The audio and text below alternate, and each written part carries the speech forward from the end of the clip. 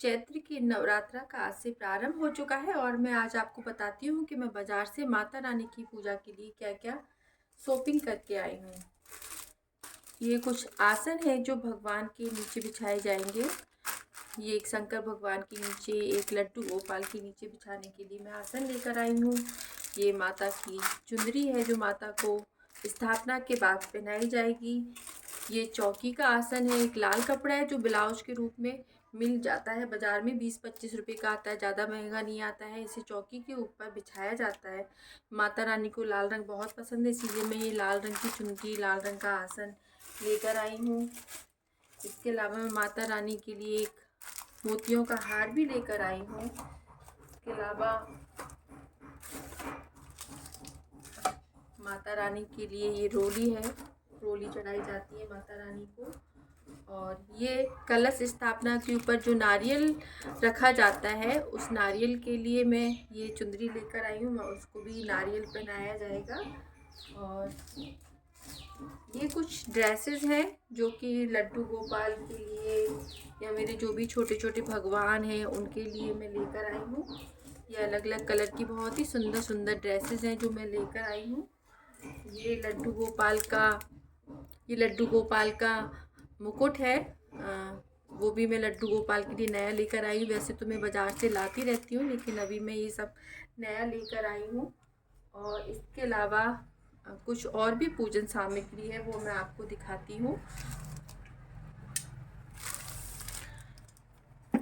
ये इत्र की शीशी है। भगवान को, देवी माँ को, सभी को इत्र बहुत पसंद होता है, तो ये इत्र की शीशी है जो कि मैं भगवान को अर्पण करूँगी। और इसके अलावा ये शहद की शीशी है। शहद भी भगवान की पूजा में बहुत काम आता है। इसके अलावा ये पंचमेवा है, पंचमेवा भी भगवान को अर्पण की जाएगी। इसके अलावा ये कुछ जायफल हैं, और ये कमल गट्टे हैं, और ये हरी इलायची है। और इसके अलावा जो कलश में हम डालेंगे वो है आपकी सुपारी है। ये हल्दी की गांठ है, ये भी कलश में अर्पण की जाएगी। ये कुछ जायफल हैं और ये कुछ लौंग हैं जो कि हवन में भी काम आती हैं, और लौंग का जोड़ा भी चढ़ाया जाता है। इसके अलावा ये कलावा है जो कि भगवान को वस्त्र के रूप में भी काम आता है, और जो हमारा कलश है उसके भी मुख पर ये बांधा जाता है, तो ये भी कई काम में आने वाला है। इसके अलावा मैं आपको दिखाती हूँ कि मैं माता रानी के लिए और क्या लेकर आई हूँ। ये कपूर है जो कि आरती के समय भी काम आता है, और हवन में भी हम इसको उपयोग करते हैं, इसका यूज़ है। इसके अलावा ये हवन सामग्री है, और इसमें कुछ हवन में और भी चीज़ें मिलाई जाती हैं, जैसे जौ मिलाया जाता है, काले तिल मिलाए जाते हैं, गूगल मिलाया जाता है। ऐसे करके हवन सामग्री तैयार करते हैं। हवन वैसे तो हम रोज़ भी कर सकते हैं, लेकिन पूर्ण आहुति के लिए हम लास्ट वाले दिन ही बड़ा हवन करते हैं, उसमें ये सारी सामग्री काम आने वाली है। इसके अलावा रोज़ की पूजा के लिए कुछ अगरबत्ती है, ये धूप बत्ती है, ये भी धूप भी भगवान को दिखाई जाती है, तो ये धूप बत्ती है। ये चंदन का पाउडर है, ये अष्टगंधक चंदन है, जिसको कि बहुत ही अच्छी इसकी खुशबू होती है, और ये भी हम माता रानी को चढ़ाएंगे। ये गौमुखी है जिसमें कि हम माला रखकर देवी के मंत्रों का जाप करेंगे, तो ये मैं नई लेकर आई हूँ। वैसे तो मेरे पास पुरानी भी है, लेकिन मैं अभी ये नई लेकर आई हूँ। इसके अलावा ये गोला है जिसको हम गिरी कहते हैं, ये भी हवन में भी डलती है, और भगवान के प्रसाद में भी हम इसको ताज़ा काट काट के रख सकते हैं। मिश्री और गिरी का हम इसमें भोग लगा सकते हैं, तो ये भी मैं लेकर आई हूँ।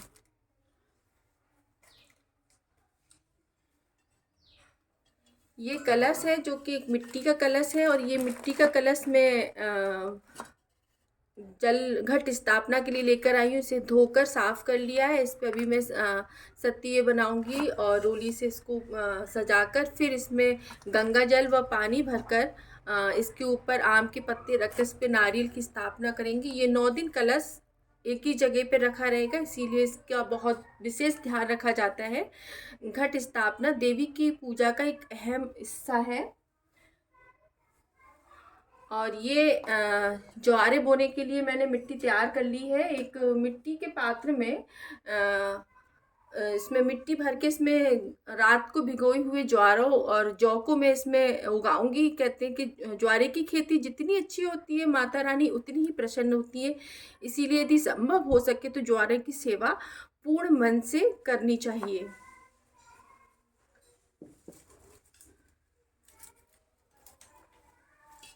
ये नारियल है जो कि मैं घट स्थापना के ऊपर रखूंगी। इसके अलावा घट के ऊपर एक एक ढक्कन भी रखा जाएगा जिसमें कि अक्षत भर के रखे जाएंगे। इसको पूर्ण पात्र बोलते हैं और ये भी होना बहुत जरूरी। इसी के ऊपर हम एक कलावा बांधकर नारियल को रखने वाले हैं। तो ये नारियल मैं लेकर आई हूँ। ये पानी का ताज़ा नारियल है। इस नारियल का हम उपयोग घट स्थापना के समय करेंगे।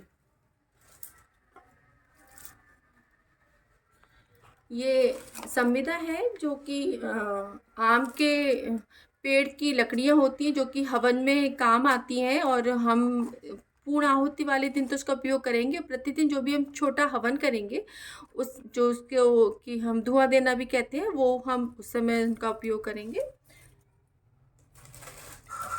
ये गाय के उपले हैं जो कि हवन में ही काम आते हैं। इसमें प्रतिदिन हम एक छोटी कुंडी में इनको उपलों को गर्म करके फिर उसमें छोटा हवन करेंगे।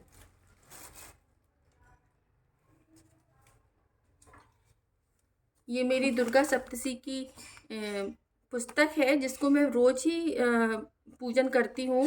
कोई ना कोई मैं इसमें से पाठ करती हूँ और दुर्गा सप्तशती का पाठ बहुत ही उत्तम पाठ माना जाता है नव दुर्गा के दौरान। इसीलिए हम इसका पाठ करना चाहिए। इसके पाठ में लगभग पूरे ही पाठ करने में दुर्गा सप्तशती के करीब 4 घंटे लगते हैं, लेकिन मैं प्रतिदिन थोड़ा थोड़ा करके 9 दिन में इसको पूर्ण कर लेती हूँ। इसीलिए मैं दुर्गा सप्तशती का भी पाठ 9 दुर्गे में करूँगी।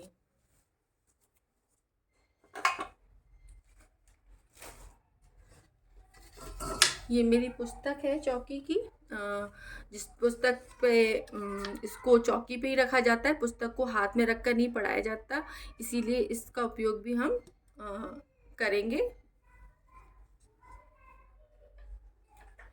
इसके अलावा और भी कई सारी सामग्री हैं जो कि हम पूजा के दौरान यूज़ करने वाले हैं। ये माता रानी की तस्वीर है। इस तस्वीर का मैं प्रतिदिन ही पूजा करती हूँ और आज मैंने इसको साफ कर लिया है और माता रानी का आज हम स्थापना करेंगे। इसी प्रतिमा के साथ में हम स्थापना करेंगे। इसमें 9 देवियाँ बनी हुई हैं और हम इनको नई चुंदरी पहनाएंगे, इनका श्रृंगार करेंगे और 9 दिन तक इनको एक ही जगह पर स्थापित करके रखेंगे।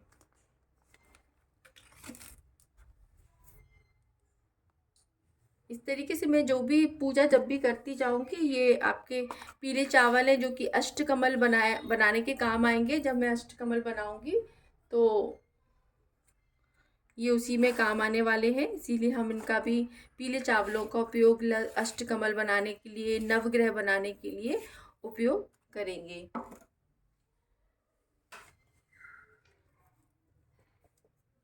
इसके अलावा ये मेरे पास कुछ पुष्प है। माता रानी को वैसे तो लाल पुष्प बहुत पसंद है, गणेश जी को पीले पुष्प पसंद हैं।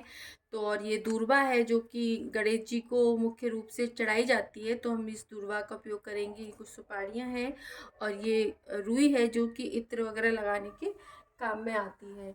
तो और ये मेरे पास भीगे हुए जौ हैं जो कि मैंने रात में भिगो दिए थे, इससे कि रात में भिगोए हुए जौ को जब हम उपयोग करते हैं ज्वारे बोने के लिए तो ये बहुत ही अच्छी ज्वारे की खेती होकर आती है।